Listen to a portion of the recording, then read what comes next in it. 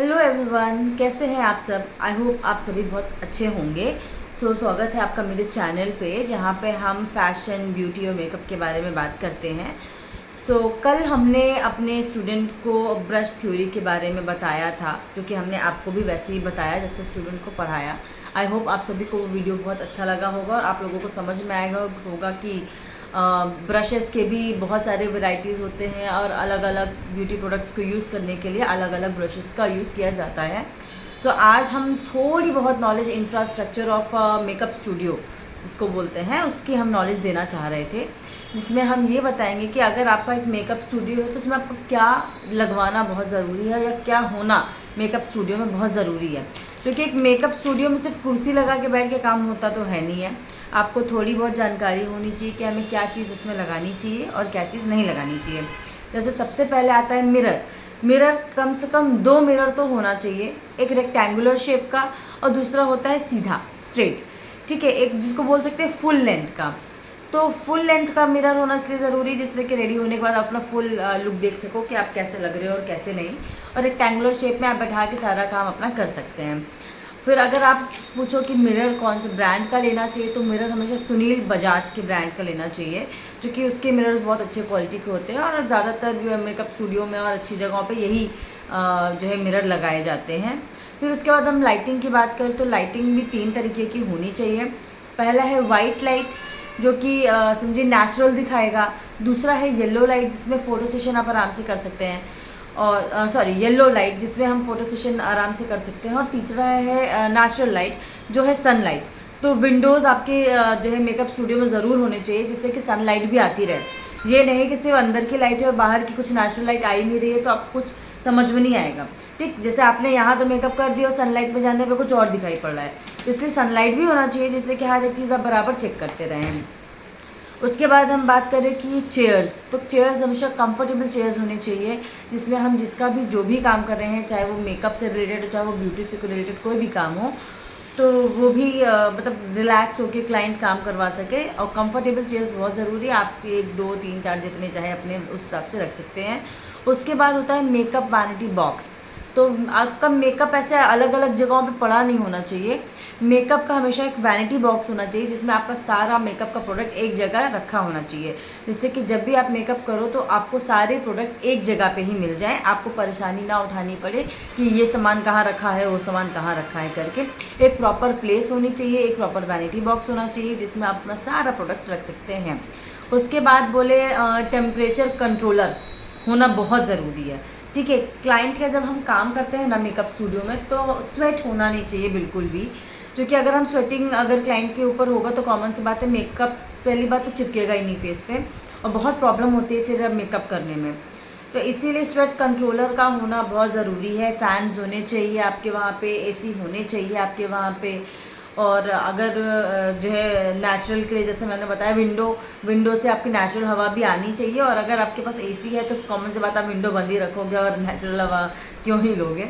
Minimum AC तो होना चाहिए। और ठंडे में भी आपको ब्लोअर की ज़रूरत होती है, क्योंकि ठंड में कभी कभी इतनी ठंड हो जाती है कि जो है क्लाइंट्स बहुत ठंडाने लगते हैं, तो कम से कम ब्लोअर या ऐसा कुछ होना चाहिए जिससे कि कमरे में गर्म हो। तो ये सारी जो सामान है, ये सारी चीज़ें होना बहुत ज़रूरी है एक मेकअप स्टूडियो में।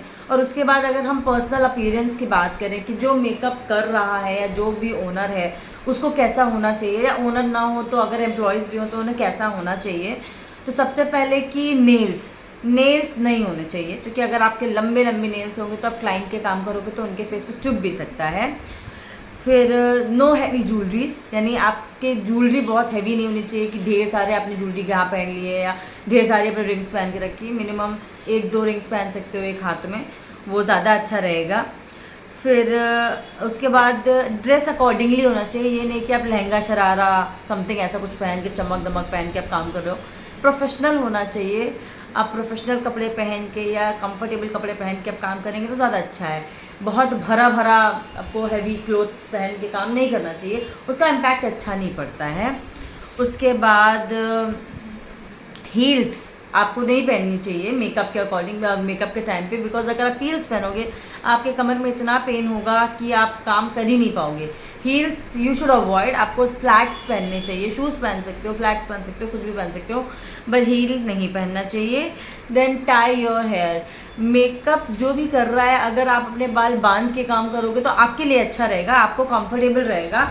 इससे ये रहेगा कि आप बाल आपके मुंह में बार बार आएगा नहीं और आपको मेकअप करने के टाइम पे डिस्टर्ब नहीं करेगा। उसके बाद आपका बॉडी ओडर, आपके बॉडी से ओडर नहीं होना चाहिए। आपका बॉडी हमेशा अच्छा स्मेल करना चाहिए, जिससे कि आप क्लाइंट के पास जाओ तो आप अच्छा स्मेल करो, ना कि आपकी बॉडी स्टिंग करे। स्टिंग नहीं करना चाहिए, क्योंकि अगर आप बहुत गंदे स्मेल करोगे ना तो क्लाइंट भी थोड़ा अजीब फील करता है कि कैसा जो है सामने वाला पर्सन स्मेल कर रहा है गंदा सा। इसलिए हमेशा परफ्यूम्ड होना चाहिए, अच्छा स्मेल आना चाहिए। फिर होता है पर्सनल हाइजीन। आपको हमेशा हाइजीनिक रहना चाहिए, ये नहीं कि आप गंदे से कपड़े पहने हो, गंदे गंदे से दिख रहे हो, ऐसा नहीं होना चाहिए। हमेशा साफ़ सुथरे नहा धो के, अच्छे साफ़ सुथरे आयरन कपड़े पहन के, उसके बाद अच्छा परफ्यूम्स वगैरह लगा के एकदम वैसे, और सैनिटाइज हमेशा करते रहिए, वो बहुत अच्छा रहेगा आपके लिए। उसके बाद नो लॉट्स ऑफ रिंग, जैसे मैंने आपको ज्वेलरी में पहले बता दिया, 1 2 3 आप पहले पहन सकते हैं, उससे ज़्यादा नहीं पहन सकते हैं। और उसके बाद आता है no nail polish. Nail polish आपको नहीं लगाना चाहिए। अगर आप बहुत लगाने के शौकीन हो तो आप न्यूड कलर्स लगा सकते हो, ऐसे कलर्स हो जो बहुत लाल पीले हरे नीले टाइप के दिखाई ना पड़े, न्यूड कलर्स लगाइए। और बहुत छोटे नेल्स रखिए, बहुत प्लीजेंट से आप दिखाई पड़िए। आप बहुत नॉर्मल दिखने चाहिए, ये नहीं कि आप बहुत अलग से दिखाई पड़े। आप जितना अच्छे और हल्के दिखाई पड़ेंगे उतना अच्छा रहेगा। और जितना तड़क भड़क वाला काम करेंगे, आपका क्लाइंट जो है आपसे खुद ही मतलब हेजिटेट होगा, उसको अजीब सा फील होगा कि मैं जिससे काम करवा रहा हूँ कैसा दिख रहा है। तो थोड़ा ऐसा इम्पैक्ट पड़ना चाहिए कि क्लाइंट हमेशा आपसे खुश हो, एडमायर हो कि आप जिस तरह से रहते हो हम भी वैसे रहना चाहते हैं। तो इन सारी चीज़ों का आपको अपने मेकअप स्टूडियो पे और अपने अपीयरेंस पे ध्यान देना चाहिए। ये सब चीज़ें अगर आप ध्यान देंगे तो आपका सैलून हमेशा अच्छा चलेगा। अगर आप अच्छे दिखोगे तो उसका इम्पैक्ट भी क्लाइंट पे पड़ता है।